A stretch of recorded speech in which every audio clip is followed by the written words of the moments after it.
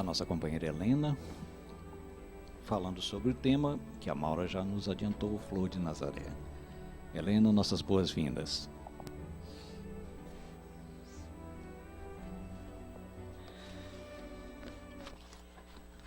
Estamos muito felizes por voltar a essa casa que sempre nos recebe com muito carinho, agradecendo sempre ao alto mais essa oportunidade de estarmos juntos.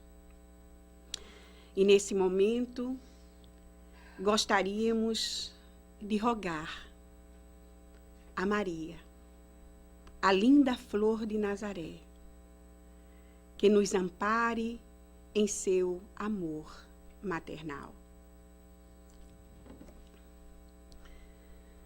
O espírito, iluminado pelo saber e pelo sentimento, Maria de Nazaré, quando esteve na terra, mereceu a honrosa missão de ser mãe de Jesus, o ser mais perfeito que o nosso planeta recebeu.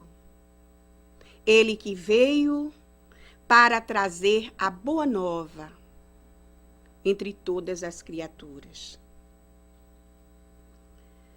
Foram os desvelos, os cuidados, o devotamento de Maria, que trabalharam a infância feliz de Jesus, para que ele se preparasse para a sua gloriosa missão. Mãe amorosa, ela gerou o corpo mais perfeito que a terra recebeu. Os seus seios o alimentaram. Ela o banhou, o vestiu, o segurou contra seus braços, o apertou em seu peito, com todo carinho, com todo amor.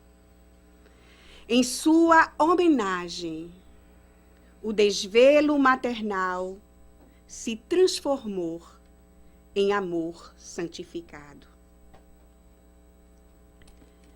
Grande parte da humanidade cristã vem erguendo culto a esse espírito de alta envergadura, de pureza lirial, que desceu de planos altamente iluminados para receber e ter em sua companhia o Mestre Divino.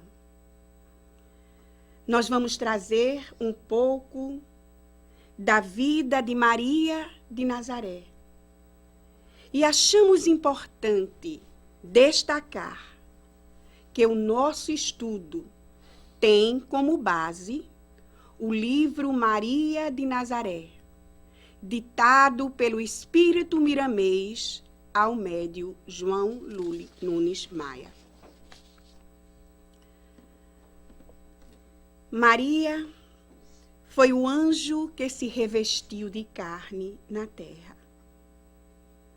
A grandeza desse espírito ainda permanece escondida por conta da nossa ignorância, por não querer saber das verdades, quando estas exigem modificações no nosso modo de ser. Como ave de luz, Maria renunciou ao seu ninho de bem-estar angelical para ajudar a humanidade, apagando a sua própria luz para que se acendesse a luz maior. Viveu ela em contato com as impurezas do mundo, no meio político, religioso, sem se contaminar com as inferioridades humanas. Ela é o símbolo mais puro da mulher do futuro, da mãe que já saiu da sensibilidade instintiva para respirar, alcançar uma atmosfera espiritual. Existe ainda no mundo movimentos sobre a libertação da mulher. E esses movimentos, em certos aspectos, são necessários. Mas é preciso que a mulher reconheça que a verdadeira libertação nasce internamente, mostrando as consequências externamente. É necessário que o ser feminino desenvolva em seu coração mais resguardo diante de sua própria conduta, ante ainda as investidas das trevas que perturbam a sua consciência.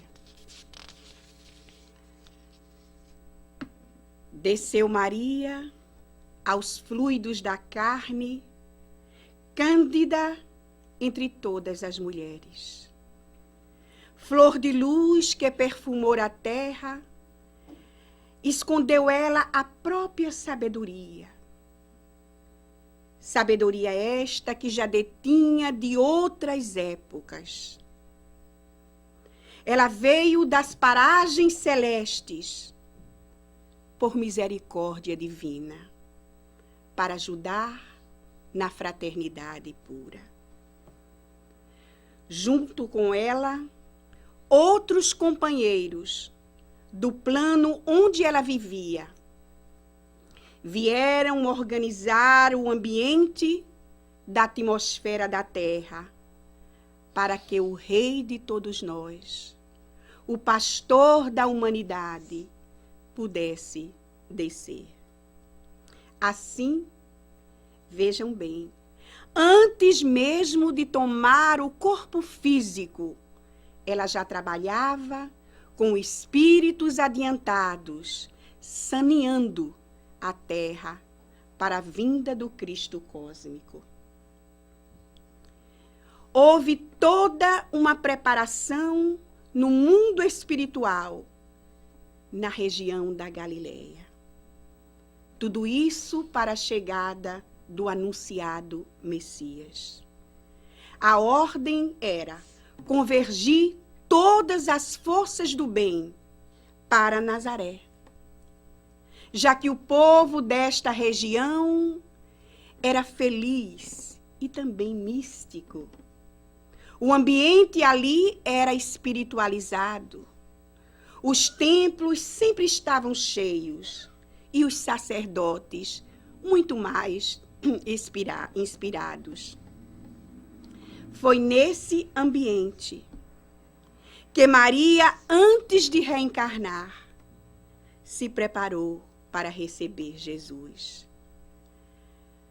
A cidade que serviu de berço a ela ficava ao lado do Monte Tabor, símbolo da força mediúnica fornecida pelo Mestre Divino.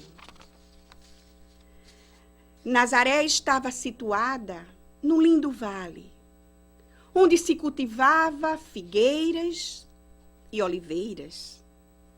Ali também existia uma fonte, onde todos iam buscar água. Um pouco mais tarde, essa fonte tomou o nome de Fonte da Virgem de Nazaré. E todos iam ali buscar água, ou beber da água, às vezes até se banhar, porque eles acreditavam que aquilo lhes traria cura. Era o que se comentava naquela época. Durante o sono, os futuros pais de Maria, Eli e Ana, foram preparados para recebê-la. Um espírito iluminado, de nome Gabriel, disse que iria depositar nos braços deles o espírito que seria a filha do coração. Explicou Gabriel que aquele espírito era uma alma lapidada na força do amor, que já havia percorrido muitas pátrias e conhecido muitas estrelas. Pediu a eles que lhe desse boa formação e que mesmo antes dela nascer, fizessem do lar uma igreja de Deus, onde o primeiro alimento fosse a oração. Concluiu Gabriel que a menina que estava por nascer seria a mãe do Messias prometido, o símbolo de todas as mães. Os pais de Maria, desdobrados em espírito, de joelhos, comovidos às lágrimas, se submeteram à vontade de Deus, pedindo aos céus ajuda para cumprirem a missão. Nesse mesmo tempo, um rabino de Jerusalém, que era um espírito convicto de seus deveres espirituais, sonhou também, ele era médium, que a mulher que seria a mãe do Messias estava por nascer. E ele viu o lugar onde ela nasceria e achou muito parecido com Nazaré. Ele então resolveu ir a Nazaré. Chegando lá, ele sentou-se perto da fonte da Virgem e começou a olhar o movimento das pessoas que se encaminhavam à fonte para buscar água. Até que em certo momento, ele viu que um casal se aproximava. A mulher estava grávida. E ele conseguiu ver no ventre daquela mulher uma luz fascinante. Ele então aproximou-se deles. Começaram a conversar. O rabino falou aos pais de Maria sobre o sonho que havia tido. E os pais de Maria também contaram sobre seu sonho. Trocaram assim ideias, opiniões a respeito dos sonhos e ficou acertado que ele voltaria a Nazaré quando a criança nascesse. Nasce Maria no mundo. Uma falange de espíritos iluminados estava presente. Entre eles, Gabriel, que no momento afirmou que o nascimento de Maria seria um preâmbulo para a vinda do Messias. O ambiente da casa recendia um perfume sem igual, que até embriagava os espíritos adiantados. Hino ao Senhor dos mundos foram entoados naquele momento, quando de repente uma luz diferente apareceu. Essa luz que tinha um brilho sem par. A luz deslizou sobre as 4 paredes do quarto. Depois aproximou-se de Maria, tocou a sua fonte com muita ternura. E naquele instante, Maria sorriu temoradamente.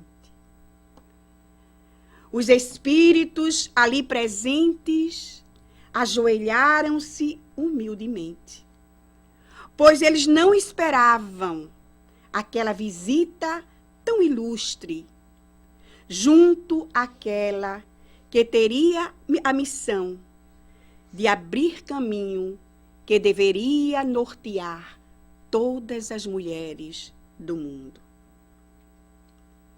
Como havia prometido, o rabino de Jerusalém foi visitar a criança e logo anunciou a todos que a mãe do Messias havia nascido.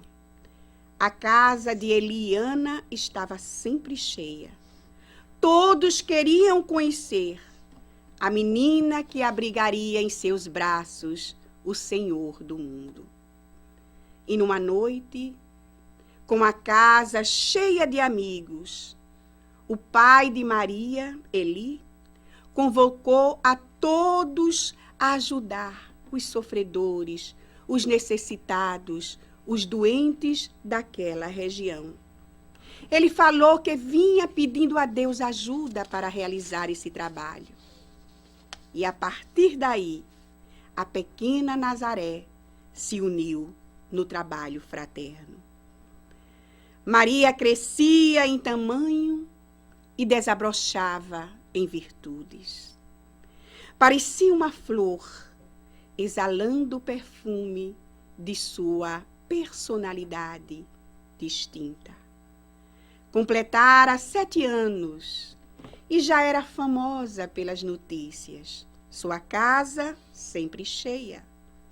As pessoas queriam conhecer a mãe do futuro do Salvador do mundo.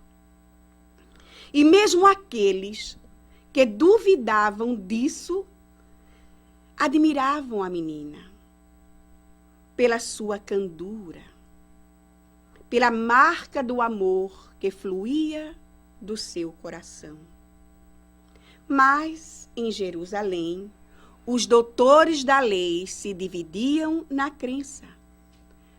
Porque a mãe do Messias nasceria em Nazaré, e não em Jerusalém, onde estava, segundo eles, a força espiritual determinada por Deus. Porque na casa de Eli e Ana, gente simples do povo, estaria a esperança de Israel. E a discussão em torno daquela menina se desdobrava por toda a Palestina. 3 rabinos, entre eles aquele que já conhecia Maria, autorizados pelo Conselho dos Sacerdotes de Jerusalém, resolveram visitar a menina para saber se ela mesmo poderia ser a mãe do Salvador. Foram a Nazaré. Chegando lá, sabatinaram a menina de 7 anos por horas a fio e ficaram impressionados com sua inteligência e seu conhecimento sobre as coisas da vida e de Deus. A menina então disse para os doutores da lei que o Senhor da terra iria brevemente, aliás, o Senhor dos mundos, iria brevemente enviar o seu próprio filho para que ele viesse restabelecer todas as coisas. Mas que ele não viria no conforto dos palácios e nem no meio dos mandatários, porque essa gente não teria coragem de falar a verdade contra ela mesma. E que Deus não colocaria um filho do coração sob a direção dos templos e da tutela dos sacerdotes, porque estes também buscavam o lado do ouro. E nesse momento, os rabinos ficaram pálidos, mudos, inclusive aquele que já gostava de Maria. Os pais dela também ficaram desconcertados ante as palavras daquela menina. Terminou ela dizendo que Deus, de bondade e amor, enviaria o seu próprio filho para dizer a verdade.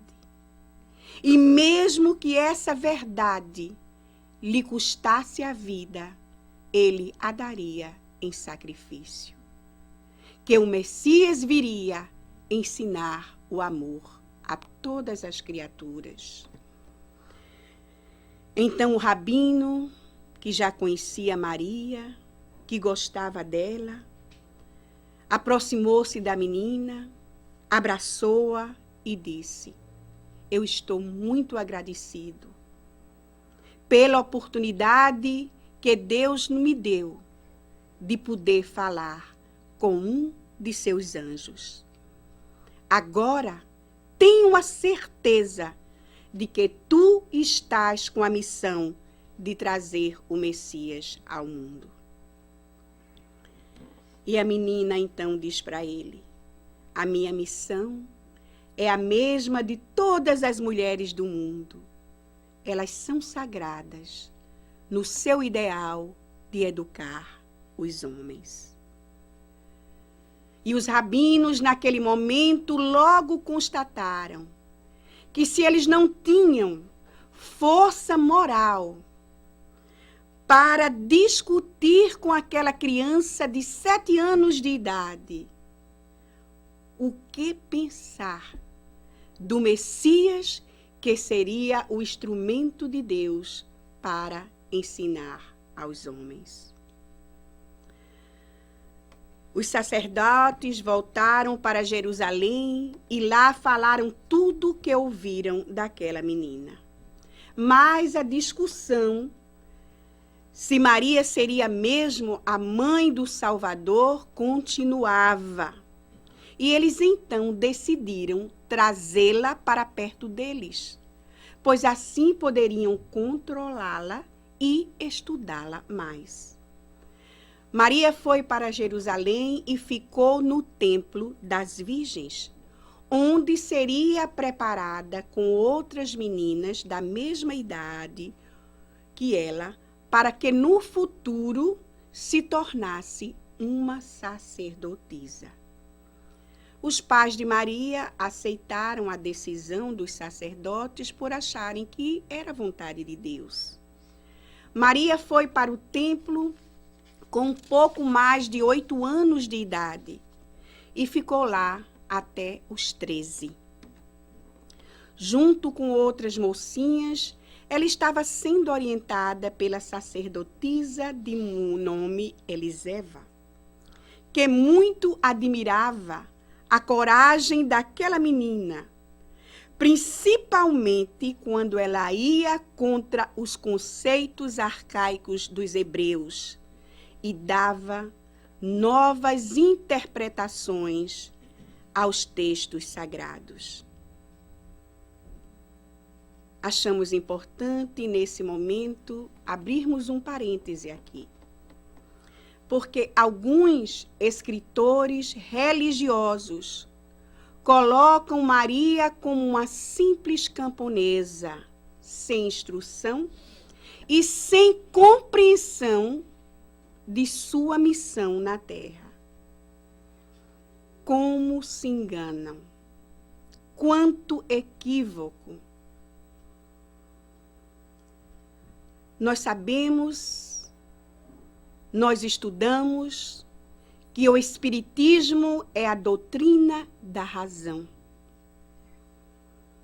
Buscando a razão para analisar isso, e logo vemos como Deus enviaria um espírito para ser mãe do ser mais perfeito que desceu ao nosso planeta, sem conhecimento de sua missão. É claro que isso não poderia acontecer. E nós já sabemos que Maria era plena de conhecimentos, que ela veio à Terra mesmo antes de Jesus, antes de tomar o corpo para higienizar o ambiente para a vinda do Messias. Ela fez isso com outros espíritos adiantados. Nós não sabemos por quê. Em nossas casas espíritas, não falamos muito em Maria. Às vezes, em comemoração ao Dia das Mães, é que tocamos no nome dela. Isso é uma coisa para que a gente possa refletir. Refletir mais sobre a grandeza desse Espírito, sobre a missão desse Espírito aqui na Terra, que continua lá em cima, velando por todos nós. Maria foi o anjo vestido de carne, pura em todos os seus atos. Por essa razão, os sacerdotes do Templo de Jerusalém, com exceção daquele que amava Maria, a temiam. Para eles, ela era uma ameaça a tudo que eles acreditavam e também que pregavam. A inveja, o ciúme se fez entre eles com relação a Maria. E eles resolveram mandá-la de volta para Nazaré. Mas a menina moça se encheu de alegria por voltar ao convívio dos seus queridos pais, do seu povo, de sua gente. Os essênios, um grupo religioso de sentimentos puros, espíritos altamente evoluídos, procuram Maria e seus pais, convidando-os para que conhecessem a força daquela fraternidade, que há muito já trabalhava em favor da luz. Chegando lá, Maria logo sentiu o ambiente espiritual.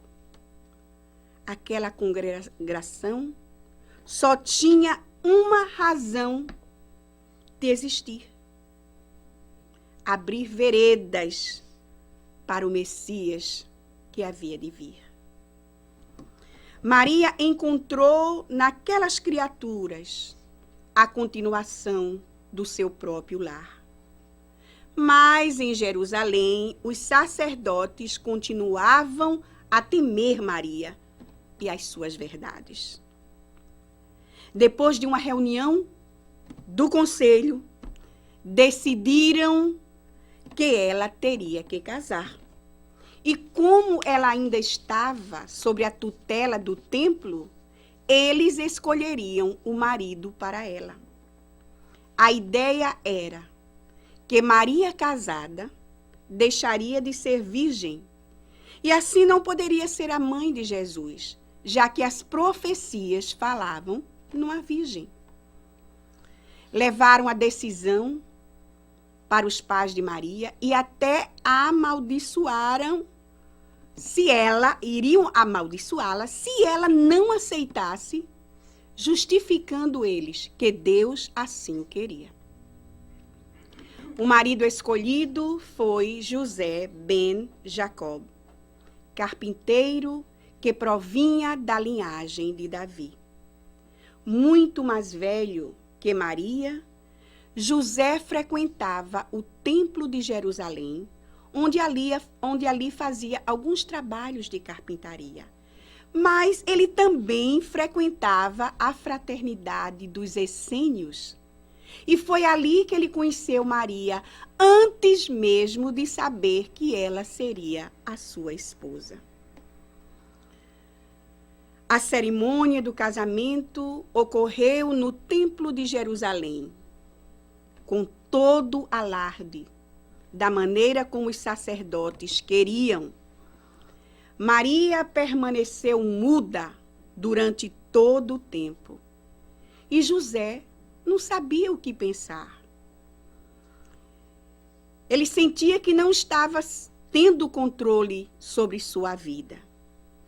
Os sacerdotes se movimentavam de um lado para outro, como se estivessem levando 2 ovelhas ao matadouro. Depois da cerimônia, o casal voltou a Nazaré. Ela ainda não dividia a intimidade conjugal com José. A aproximação deveria ser lenta, em se tratando de uma virgem que havia prestado serviços ao templo. E isso estava no contrato do casamento. Em Jerusalém já não se falava em Maria. Uma noite, Maria, sentindo uma saudade que ela não sabia de onde vinha, ela procura o seu quarto, ajoelha-se e ora fervorosamente. Quando terminou a oração, ela vai para a sua cama e se entrega ao sono. Mas logo ela percebe que não dormia.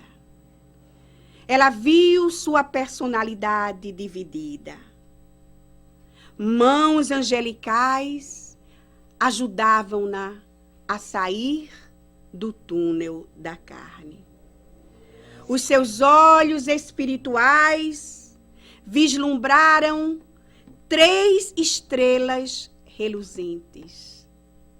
E uma delas, tomando a forma humana, sorrindo, lhe falou: Eis que és bendita entre todas as mulheres, por teres sido escolhida para receber em teu seio a luz da vida de todas as criaturas.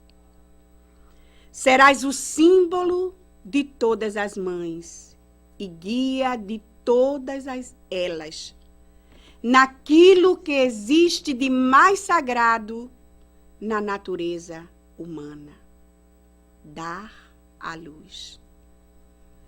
O Messias prometido já se encontra nos arraiais da terra e, nesse momento, te olha como pai antes de ser o filho de tuas entranhas.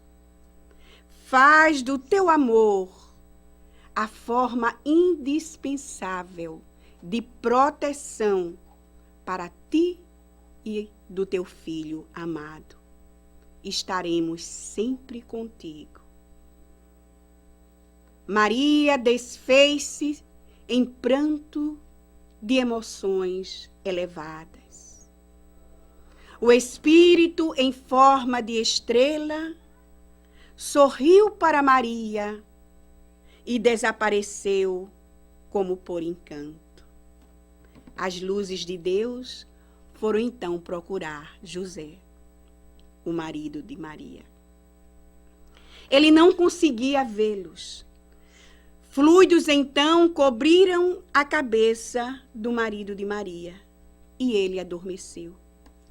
Falaram a ele sobre a vinda do Messias e que Maria havia sido escolhida para ser mãe da maior estrela que iria brilhar na terra.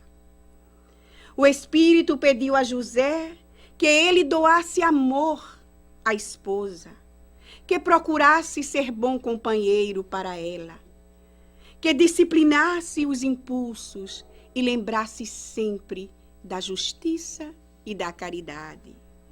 Quando acordou, José logo entendeu a missão da esposa com relação ao Messias prometido. Ao receber Jesus no ventre, Maria estava inundada de luz. O seu corpo uterino trabalhava dia e noite, para formar um biocorpo, para o maior fenômeno que já se expressou na Terra. Um corpo psicofísico de natureza divina e humana. Não só Herodes, mas diversos políticos, os também fariseus desejavam eliminar o rei que viria ao mundo. Maria e José também aí viajam para Belém, inspirados pelos Espíritos, onde o Senhor deveria nascer, conforme as profecias. Eles se acomodaram numa estribaria. Uma claridade diferente pairava no ambiente. A palha que sobrava dos animais foi acolhida para formar uma cama. Os animais silenciosos pareciam domados para isso. E no ventre de Maria se acomodava o sol. José então retira-se um pouco. Um hino se fez ouvir, não se sabe de onde. Um dos três espíritos que sempre acompanhava Maria fez brilhar com mais intensidade as suas mãos e, penetrando no ventre sagrado daquela jovem mulher, com um carinho todo peculiar, retirou de suas entranhas o maior tesouro de todos os tempos, o doce Messias.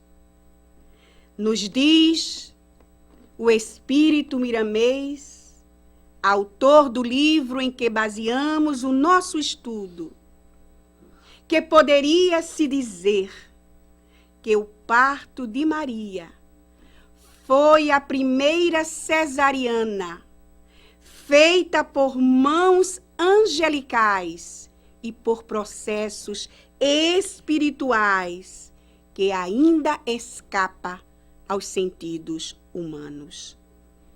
Mais tarde, nos diz esse espírito que tudo que passou ali vai poder ser compreendido por todos nós.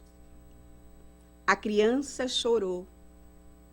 As três entidades se ajoelharam em torno da mãe de Jesus e disseram: glória a Deus nas alturas e paz na terra a todas as criaturas. O parto de Jesus foi como deveria ser, sem a presença de curiosos, para não perturbar a ordem divina. E naquele momento, todos os mensageiros que vieram na frente, o povo dos essênios, os três reis magos, os conhecidos Baltazar, Gaspar e Belchior, receberam o sinal de que o grande pastor havia chegado para cuidar do seu rebanho.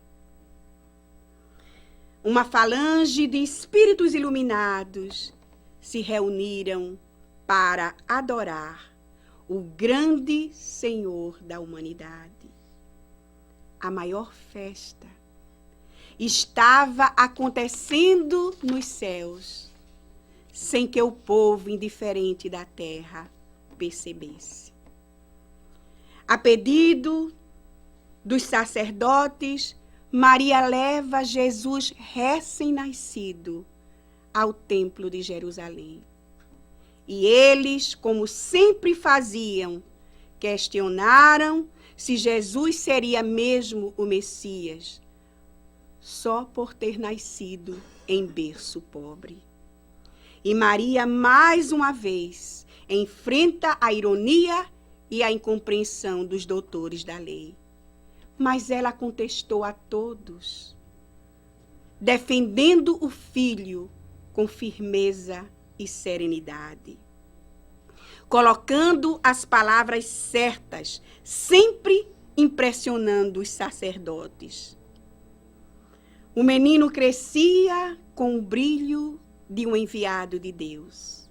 Os essênios continuavam dando proteção a Maria e sua família.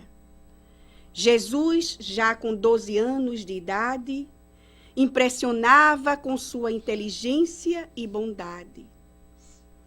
E desde cedo, ele já curava e consolava aqueles que o procuravam.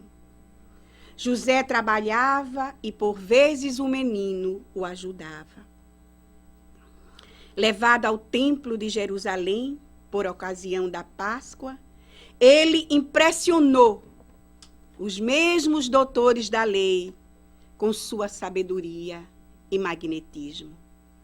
Os doutores, então, quiseram o menino no templo, mas Maria antes resolveu consultar os essênios. E depois dessa consulta, ela resolveu mandar Jesus para junto daquela fraternidade, para que ali ele melhor se preparasse para a sua gloriosa missão. Ali também ele estaria a salvo da curiosidade do povo, que sempre mantinha a casa de Maria cheia, dia e noite. A flor de Nazaré acostumou-se com a distância do filho, por entender bem a sua missão. E continuou a realizar o seu trabalho fraterno na região onde vivia. De vez em quando, ela ia ver o filho. E numa dessas visitas, Jesus lhe falou: Mãe, queria eu estar ao teu lado, lembrando os dias em que fui dono do teu colo e acariciava os teus cabelos sedosos. Peço sempre ao Pai a paz no teu coração, para que possas resistir os dramas que haverás de passar. A alma de Maria já vivia no céu, ainda que pisasse na terra. Ela deveria cumprir o seu dever acima de tudo. José retornou ao plano espiritual antes de Jesus começar a pregar a boa nova. E Maria sempre lembrava do marido com carinho. Aos 29 anos, Jesus volta para casa e informa a mãe que havia chegado a hora de consolidar o seu trabalho. Eles foram juntos às bodas de Canaã, onde aconteceu a transformação da água no vinho, o primeiro grande fenômeno público. Maria continuava realizando o seu trabalho fraterno e agora engajada na ajuda aos leprosos. Ela começou a visitar o Vale das Flores, onde eles viviam. Eram mais de 300 leprosos que viviam ali em cabanas e também em cavernas. Num lugar onde a natureza apresentava um lindo contraste, exibindo as mais belas flores da região. E ali, uma outra flor de Deus dava alento e consolo àqueles rejeitados pela sociedade humana. Já se passara 3 anos das curas e pregações do Mestre Divino. Roma o temia. Os fariseus iam contra aos ensinos do Mestre. A notícia de que ele havia sido condenado corria. Maria vai a Jerusalém junto com os essênios, quase que no anonimato. O mundo espiritual descia em massa. Poderia-se dizer que o céu estava na terra. O Filho do Homem, como ele se nominou, carregava a pesada cruz no ombro. E Maria, junto com outras mulheres, subia com ele ao Calvário. Um pouco mais atrás, João, o apóstolo do amor. Lágrimas corriam pela face de Maria.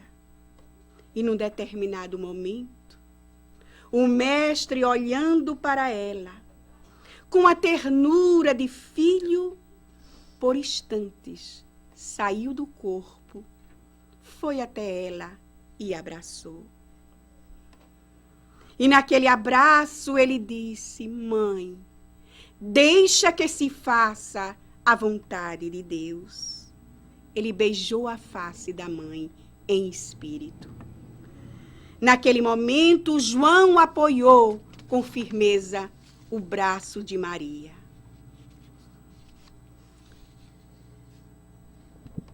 E disse para ela: És a mãe do mestre que sobe com o peso da cruz. Esse madeiro simboliza o mundo em seus ombros. E Jesus, já na cruz, entre dois ladrões, num último olhar a Maria, diz: Mulher, eis aí o teu filho. E dirigindo-se depois a João, diz: Eis aí tua mãe.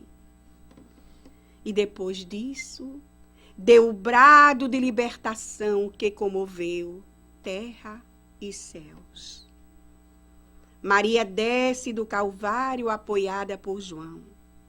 Descansaram algumas semanas em Jerusalém e depois voltaram a Nazaré. Resolveram então partir para Éfeso. E ela pediu a Maria de Magdala que cuidasse dos seus leprosos na cidade das flores. Os essênios deixaram seus santuários e saíram para pregar, junto aos apóstolos ou sozinhos. E lá em Éfeso, Maria atendia dia e noite os infortunados da vida, doentes, mães sofridas, e a todos eles ela doava seu carinho, seu amor.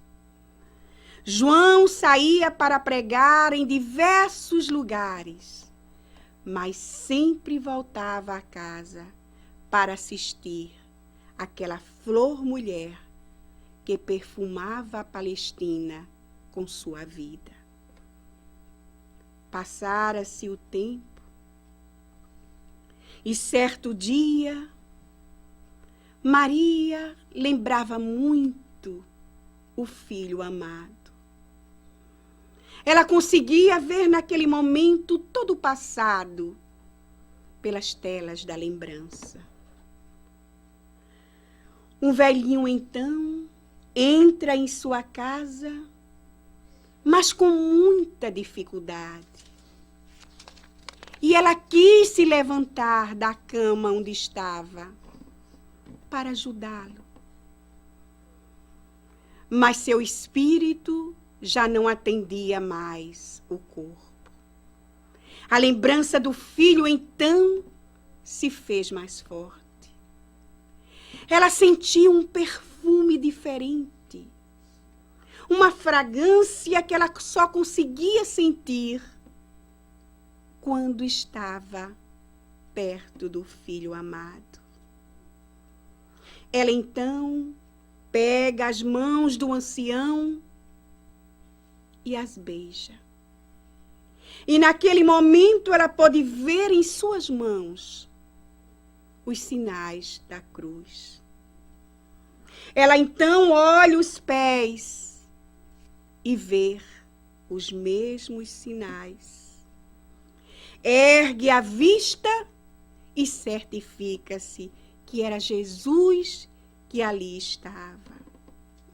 Ele então modifica-se e transforma-se em pura luz. Abre os braços com toda a ternura de filho e com todo o amor de pai. Diz para ela: vem, mãe, vem. Meu pai quer que sejas a rainha dos anjos em meu reino. O perfume então reacendeu em todas as direções. Uma falange de espíritos luz cantava a alegria dos céus. O Cristo pairava no alto como se estivesse numa carruagem de luz. Se Maria, para descer à terra, teve que estagiar em vários planos de evolução espiritual para se adaptar à Terra, já que ela vinha de um planeta muito mais evoluído. O seu regresso às paisagens celestes foi reto, direto. Regressava ela aos céus com sua magnitude de estrela que viveu em vigência plena as leis de Deus. Se descendo à terra, ela abdicou de todos os títulos de nobreza espiritual que já conquistara na retomada ao alto. Ela acrescentou ao seu já rico acervo espiritual mais um título grafado em letras de luz. Título este entregue pelas mãos iluminadas daquele a quem favoreceu. Por sua ação, cumpria-se as profecias da vinda do Messias de Deus. Hoje, passado mais de 2000 anos, é que começamos a entender a importância desse espírito luminar que se chamou Maria, a quem a nossa pequenez espiritual convencionou chamar Mãe Santíssima, e ela piedosamente aceitou o título. Todos temos uma dívida de gratidão para com ela e um profundo sentimento de respeito e admiração.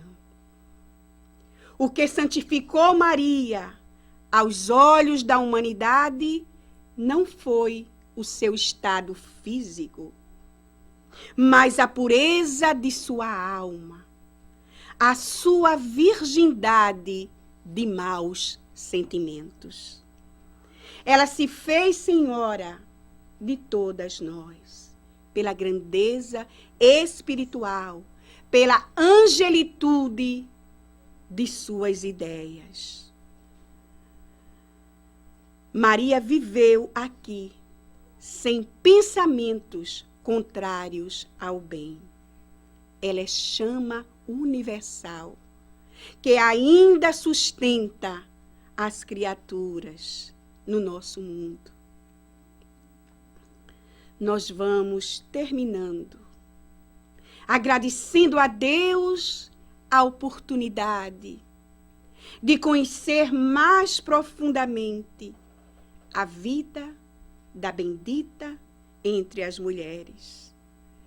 Que ela possa ser o caminho para todos nós.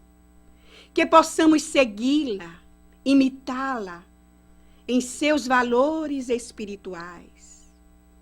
E nesse momento, que possamos rogar a ela, Maria, a linda flor mística de Nazaré, que continue derramando o seu perfume sobre todos nós. Muito obrigada e que Deus nos abençoe a todos.